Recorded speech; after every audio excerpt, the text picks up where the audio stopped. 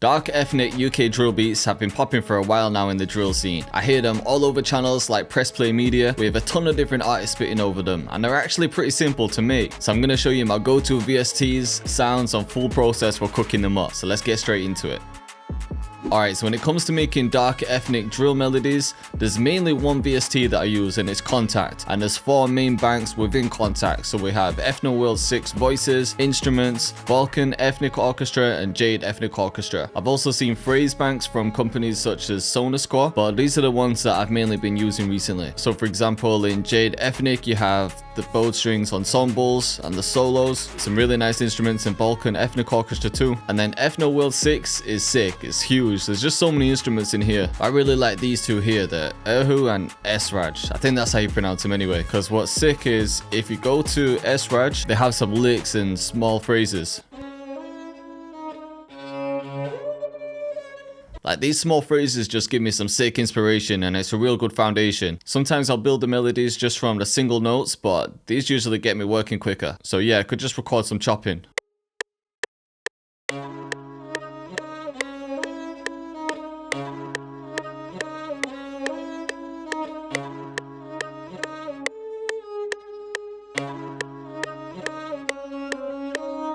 See what I'm saying? Already that's just sounding crazy, and it gives us a sick foundation to work with. And then yeah, we'll just change this section here. Like that one. Sounds mad. And then maybe one more. That one. Hard. I'm going to bring the BPM up to about 145. And then before I add anything, I'm just going to render that full pattern so it's easier to flip if I need to. Because I always have to see what these things sound like reversed. So yeah, I've got this one reversed, and this one's going to be normal. And I'll see if I could just swap them around a bit. See if there's a sick reverse section. I like that bit there. So I might even just take that one section. See what it sounds like here.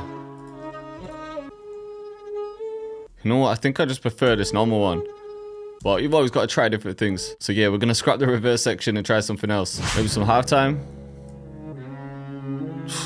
Halftime just makes everything sound sick.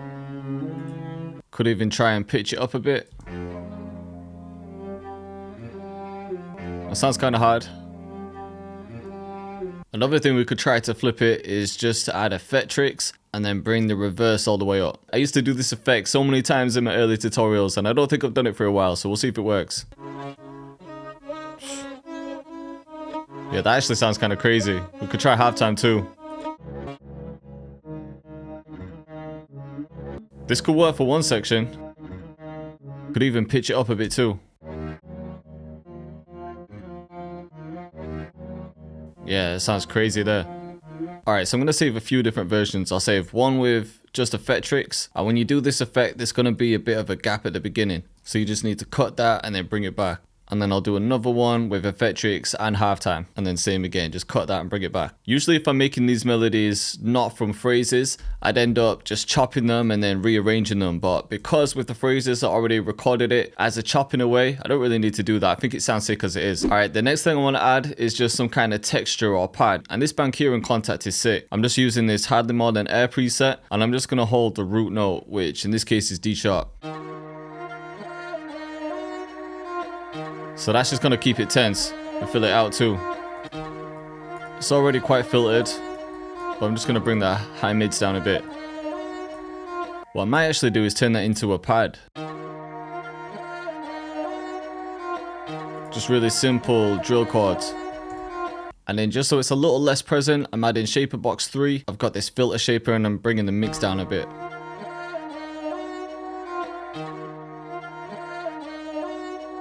Alright, next I want some more high end, so I'm just adding another pad. This is the Lonely Pad preset, and in this one I'm just going to hold the root note. Yeah, and then that should definitely make it more tense. Oh my days, so just as I select it, FL crashes. So if you're feeling my pain right now, hit the subscribe button. I don't ask for it much, but now's the time to support. Alright, we're back, so I'm going to add this before anything happens.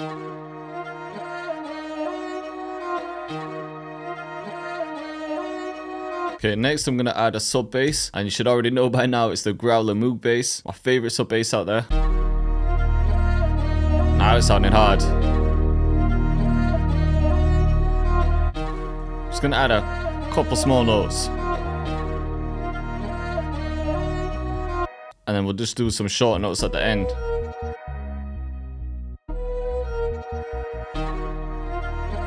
Yeah, that'll do for the sub. And that's really all the melody needs. I want it to be real simple. So as for the drums, I like to use different sounding drums other than just your standard snare. So for example, in my Trap Lords kit, I have this gangland one that I like to use. But right now I'm working on a new drum kit, which is going to be part of a huge drill bundle. Literally the best thing I've ever made. This bundle is insane. There's like 10 kits in there, but that's all I'm going to say for now. So we could use something like that one, or like this. That one too.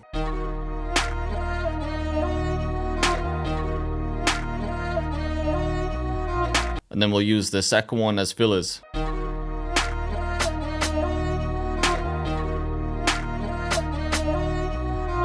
Could do something like this too. I'm gonna bring this one back.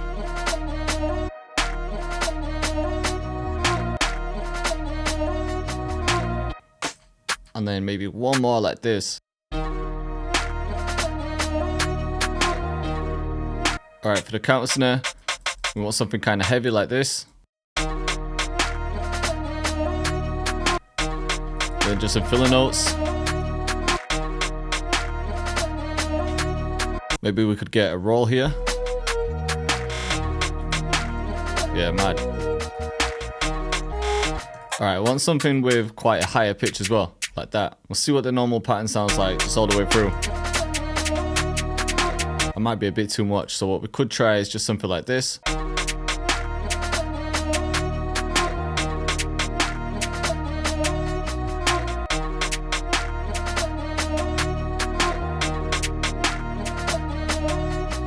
Okay, and then for the 808, I think my favorite one for these type of beats is this Psycho one. And that's in my Grease kit, which is part of the vault. So I'm just gonna cut some lows out the melody first. And then we could think of the pattern.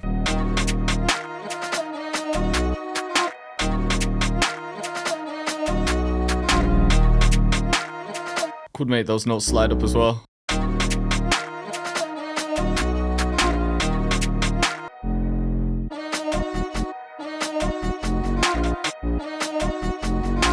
This one, I'll just make it come up in octaves.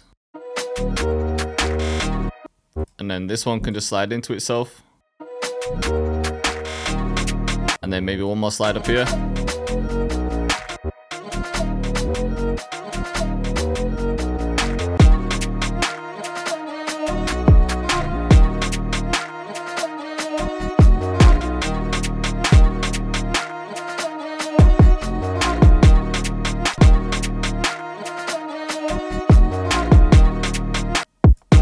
Second half, we're gonna add 2 here.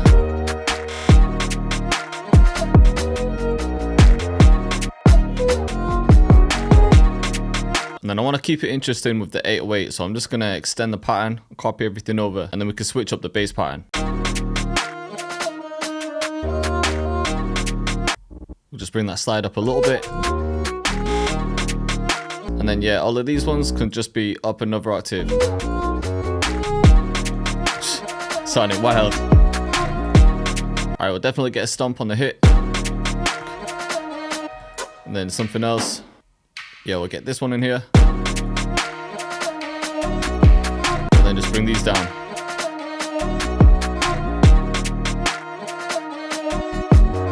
And then we could switch that up for this one.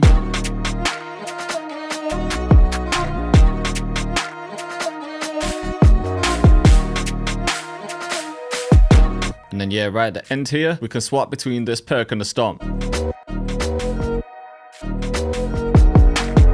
So we'll just have that come up. And then if we go to the stomp, then I have that one come up as well.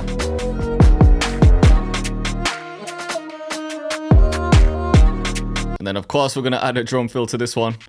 Just completes any beat. See what this one sounds like.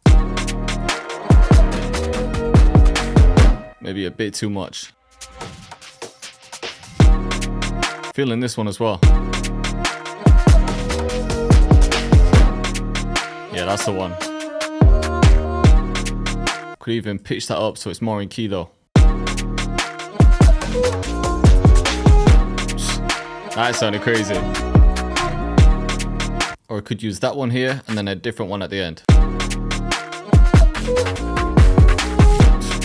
Yeah, that's the one. Alright, let's quickly arrange this. So I'll split the pattern. We'll just copy this out a few times. And I think for the intro, we could just start with the sub bass. Maybe break that up a bit.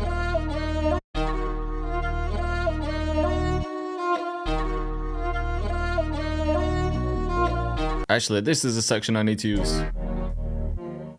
Yeah, that's perfect for an intro. And then it can come into this part. And then we can bring these in here.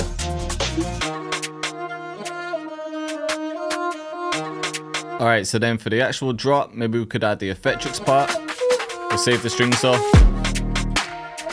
Actually, you know what? I'm going to save that for the verse. So we'll add the normal part here. And this whole section can be the hook. And then, yeah, when it drops into the verse, the effectrix part can come in. Cut the kick as well. Then, yeah, we'll save the sub bass for the end section. We could bring the pad in here. And then in this section, we'll bring this lower one back. Cut the 808. This bit sounds crazy. And then, yeah, we can cut most things here.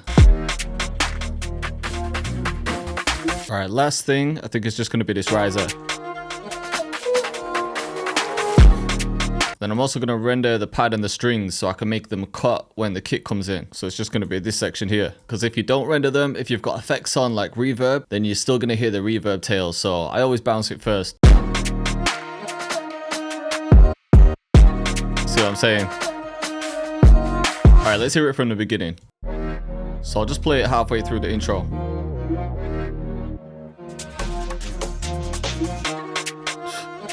So yeah, now it comes up an octave, building up the energy. And then this whole section is the hook.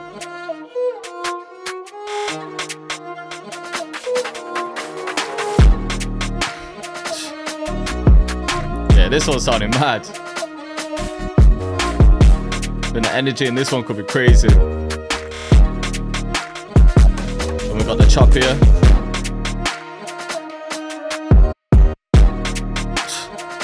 That always sounds sick with the 3 kicks. Then coming into the verse.